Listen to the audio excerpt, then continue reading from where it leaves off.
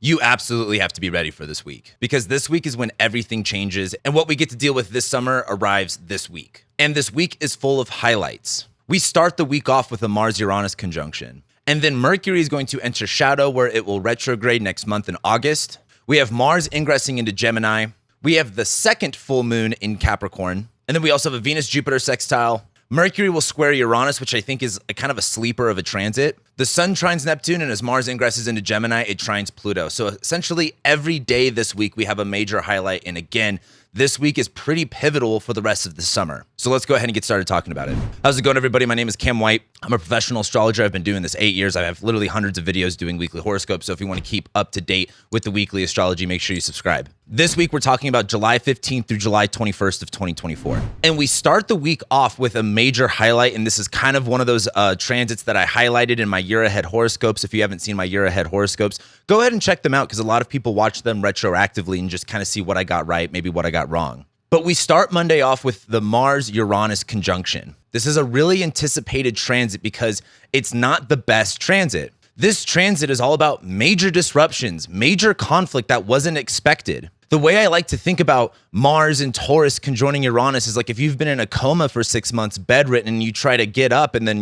go and do a squat of like 250, your legs are going to break. Mars is all about energy, drive, action, but it also rules fights, conflicts, inflammation, separating, cutting. And it's in its sign of detriment, so it doesn't work all that well there. It reminds me of like a dull knife, right? Like, have you ever heard that saying that a dull knife is more dangerous than a sharp one? And so as Mars is going through Taurus and it's kind of stagnating or it's a little bit more consistent, there's not this huge push in energy that we have. It's just about maintaining things right now. Mars conjoining Uranus is a major disruption that you weren't really anticipating that can kind of set you off course.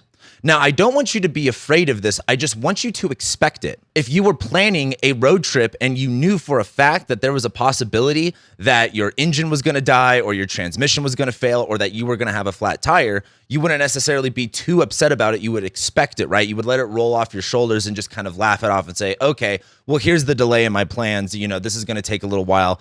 We're going to get to our destination maybe 1 or 2 days a little bit later. That's how I want you to think about this. But you add that on top of the moon is in Scorpio, and the only moon transit that we have on Monday is the moon making a trine to Saturn. Now, I would have ended last week talking about the moon in Scorpio. The moon is about our emotions, and when it's in Scorpio, it's like we're clinging on to all of the bad emotions. We're afraid to let go of it. We're uncomfortable. We're really sinking into like our pain or our resentment or, just kind of toiling on bad things.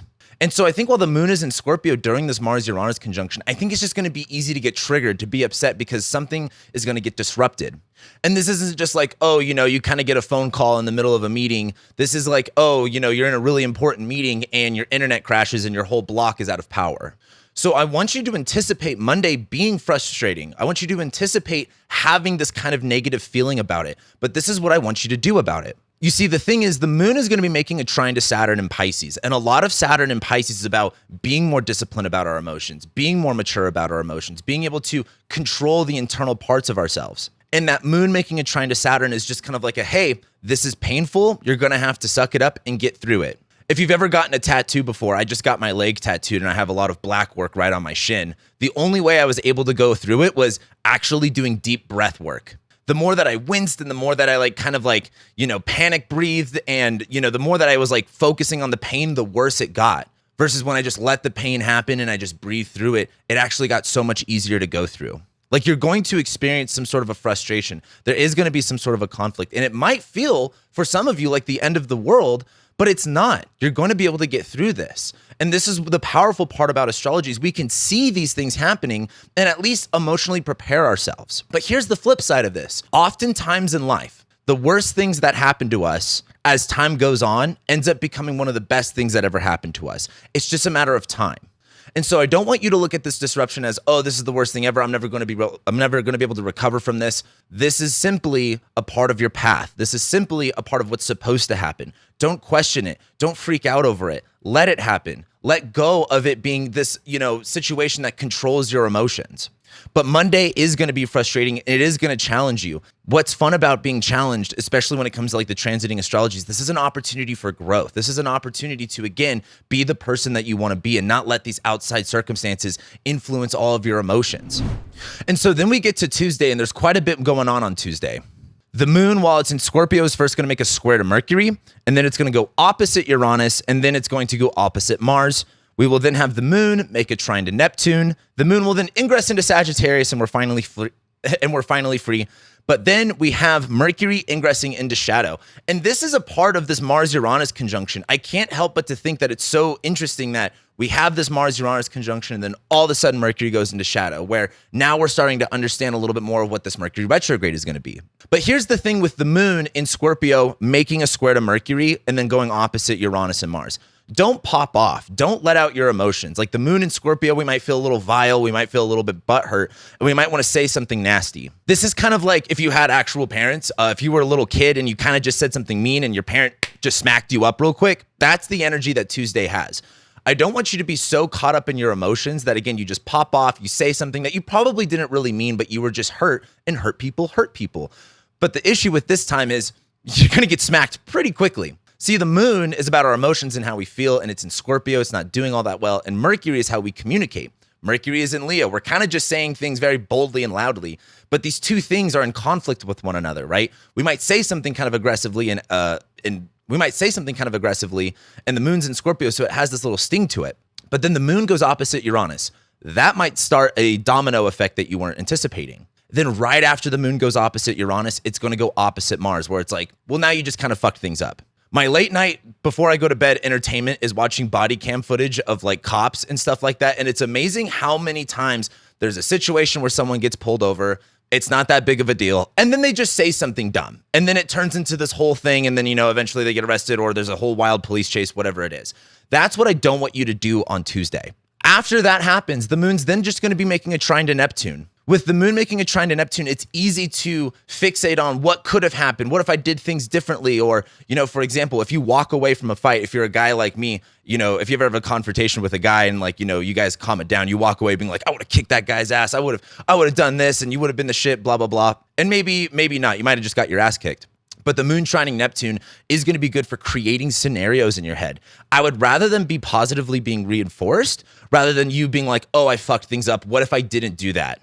And then the moon goes into Sagittarius. We're out of this emotional turmoil. We're feeling a lot more free. We're feeling a lot more excited. It's like water off of a duck's back. But on Tuesday, our highlight is Mercury ingresses into shadow. So whatever happens on Monday with that major disruption, and then with all of the lunar stuff we have going on Tuesday, Mercury going into shadow is now setting you up for what all of this Mercury retrograde stuff is going to be. If you're interested about the Mercury retrograde, make sure you subscribe to the channel. I will be having a Mercury retrograde video to go fully in detail into it and how exactly it's going to be affecting your zodiac sign.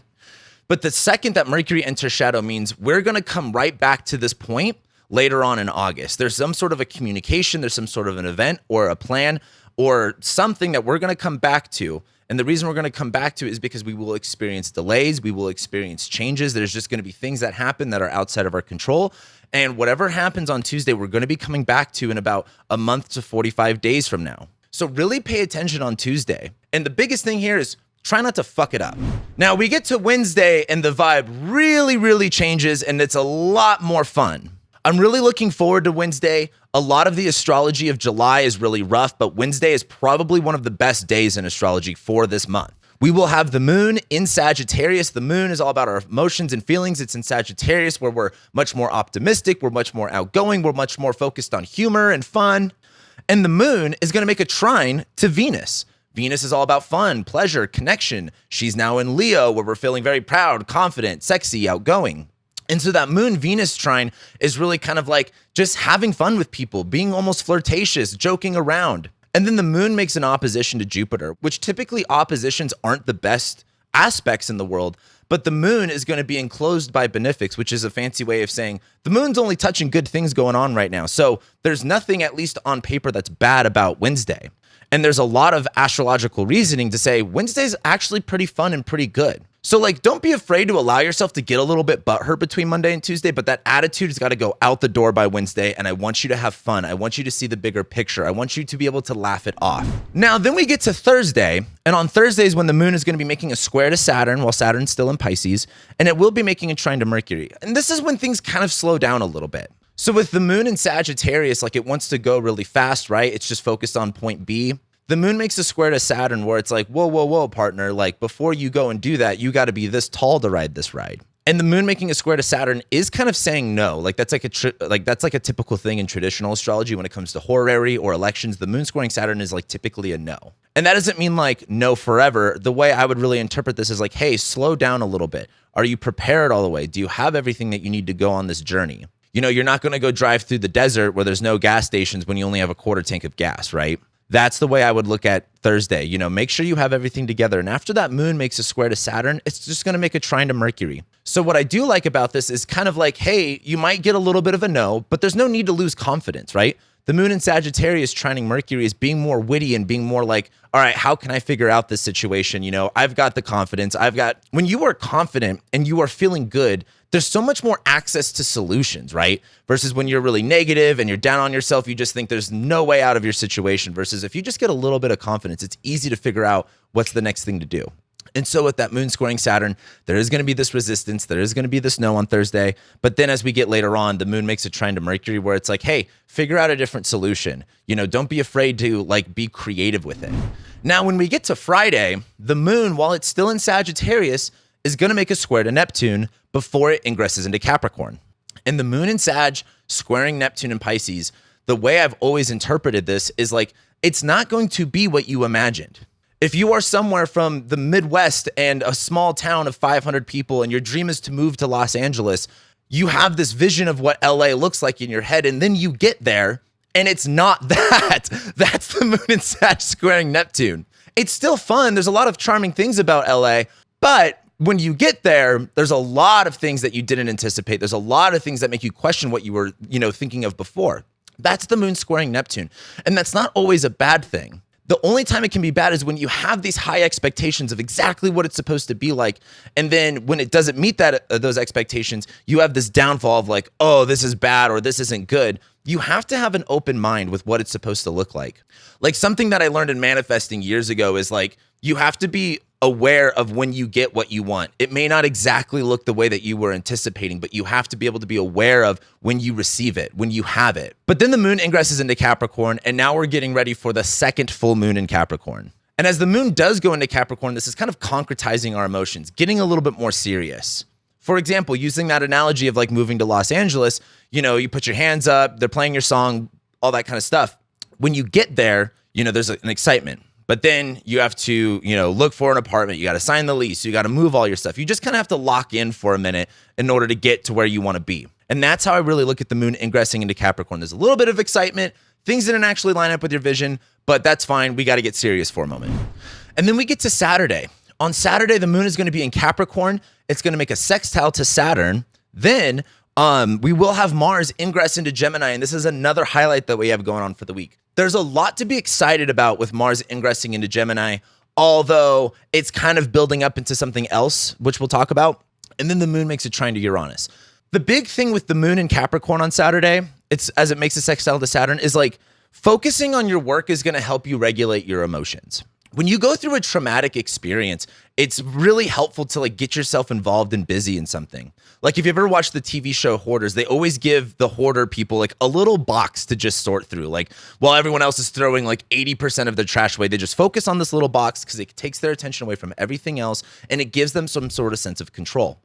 Now on Saturdays, the moon's in Capricorn sextiling Saturn. There is just like hey, focus on the work that's at hand, regulate your emotions. Like we're all going to get through this. Everything's going to be fine. And I don't really think Saturday is like that crazy of a day emotionally. It's just more so of like, hey, lock it in a little bit. And maybe it's going to be helpful to process some of your emotions. Again, be able to understand a little bit deeper how we're evolving more on an inward basis.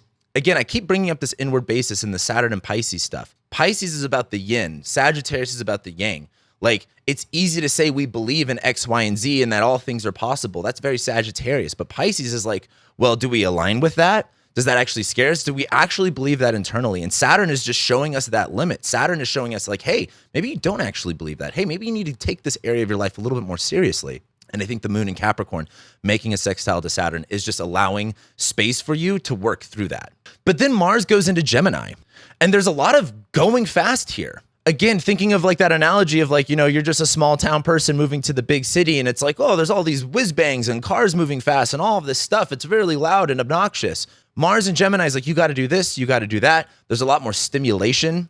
Mars is about energy, drive, ambition, But again, it rules conflict, separation, cutting. And it's in the sign of Gemini. Gemini is all about rationale, communication, logistics, just information. And so Mars in Gemini is really like acting off of information, using words as violence. I know that's kind of funny to say, but there's like using words or using our thoughts as a weapon. And I don't even want to say like thought, more so of like how we communicate and how we express ourselves, but also using new information that we have as an energy source. And that's going to continue on into August. The reason why I brought up Mars and Gemini kind of building up for something is in August, Mars is going to conjoin Jupiter. It's going to square Saturn. There's kind of like August 12th through the 17th is the most frustrating week of the year. We're going to talk about that again. Just make sure you watch the weeklies to stay tuned to all about that. But Mars first going into Gemini is way better than Mars in Taurus. Mars in Taurus is just slow. It's kind of stagnant. It's just taking its time. It's just really using the momentum it already built off of and not really going any faster. But Mars in Gemini is really kind of increasing the speed. It's a lot of like being aerodynamic. So that's what's exciting about Saturday. There's no more slow energy. But then the moon, while it's still in Capricorn, makes a trine to Uranus right before the full moon. This is exciting because there's some sort of an opportunity for a breakthrough here.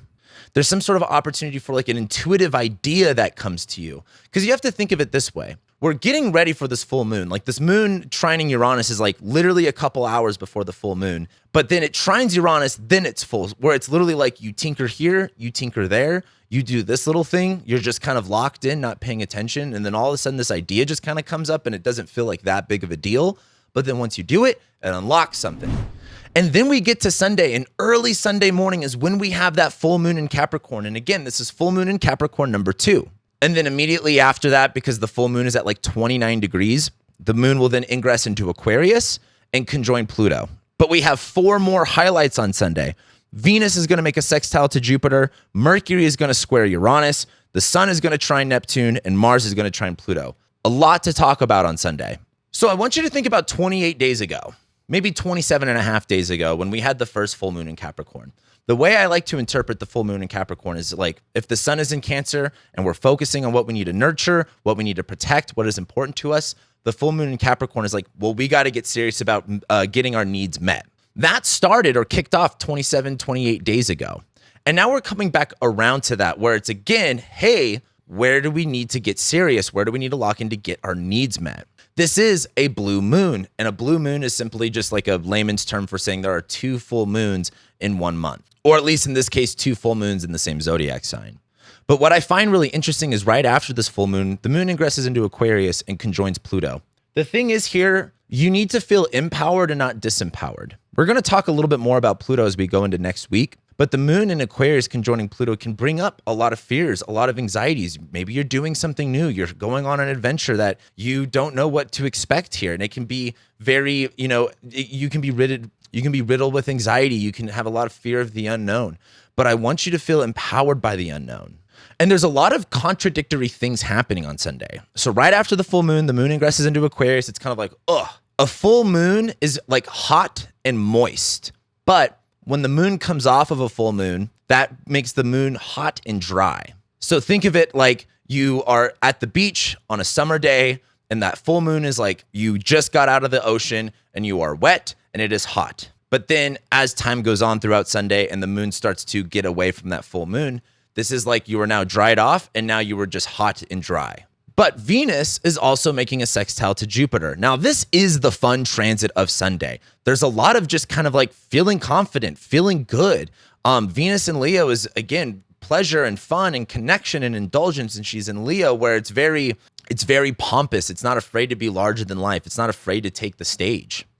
But as it sextiles Jupiter and Gemini, it's like when you find your tribe, when you are that confident or when you're not afraid to be kind of bold, you can have more fun sharing ideas with people. Other people are attracted to that. You might get some haters, but like, I don't think that's what Sunday is about. I think Sunday is finding other people that are on that frequency, that are on that vibe, being able to just kind of chit chat, share ideas, have a little bit of a good time. Now, the other issue though with Sunday is this is when Mercury makes a square to Uranus.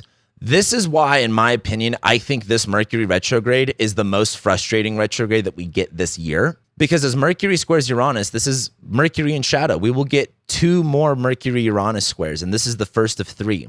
And as Mercury squares Uranus, your ideas, your plans, technology, Again, maybe you went into the ocean with your phone in your pocket. Whoops, that was kind of a mess up. Mercury squaring Uranus is going to be a disruption with our technology, with how we communicate, with our plans. And again, it's Mercury in Leo, where maybe you're a performer on a stage and you're singing the big part of your song and the microphone cuts out. Or perhaps, your voice gets a little bit rough and you don't hit that note. That's Mercury squaring Uranus. Like right when it's that big, loud time to roar, it just gets disrupted in some way. Or maybe we've all been in this situation before when you're telling a joke, and right as you tell a joke, someone else comes along and, gets everyone else's attention. You're like, oh, cool. All right. Like I'll just sit here and do nothing then. Now, the other nice transit, though, on Sunday is the sun makes a trine to Neptune. And this is really good for just being creative. Like the sun is at that last degree of Cancer, and it is trining Neptune. There is a part of this that is very like nostalgia oriented, being a little bit lost in the past. But there is a part of this that is like being creative and just feeling your vision out. Like there's nothing more important than like understanding what your vision is, where you're trying to go, and bringing that feeling to you. And that's what I really like about the sun trining Neptune. But this is like feeling good, being open to that feeling. And then the last transit we get is Mars trining Pluto. Mars in Gemini trining Pluto in Aquarius. Now there's a whole other side to this that I think on Monday you're going to see in the news. More hacking, spyware, tech stuff that we'll talk more and more about as time goes on. But there is this like using your ideas as energy to feel empowered. Like Mars in Gemini is like, oh, I've got this idea. I'm going to go for this. And it trines Pluto where there's this like, again, connection to power. Power feels really, really good. There's a reason why every person in a position of power only wants more of it, right? And it's up to us to use that power for good, or at least for ways that we understand to ourselves are good. But that Mars in Gemini is like having that energy, having that motivation. We had those, conversations with people. We got these new ideas and now we're pushing them forward more. And we're starting to feel a lot more empowered with it, especially with the people that we're around. You have to think Mars and Jupiter are in Gemini. That is a people sign. Pluto's in Aquarius. It is in a people sign. Who are the people around you that are going to make you feel empowered? Or what are the ideas that you're, open to right now or that you're receiving that are making you feel empowered? That's what I want you to lean into. And then next week, we have the sun ingressing into Leo. This is going to be really good for, again, feeling more confident. The sun will go opposite Pluto, which is a lot about like, hey, you have to face those fears. You have to be bigger and conquer your fears, which we'll talk about. The sun makes a sextile to Mars, which is important for the rest of the year as we get to the Mars retrograde. And Mercury ingresses into Virgo, where we have about 5 minutes of having things work out really well, but in a very slow pace that ends up being changed as Mercury goes retrograde. And that's what I got for you guys this week. Thank you so much for being here. Make sure you like, share, comment, subscribe, and I'll be seeing you next week.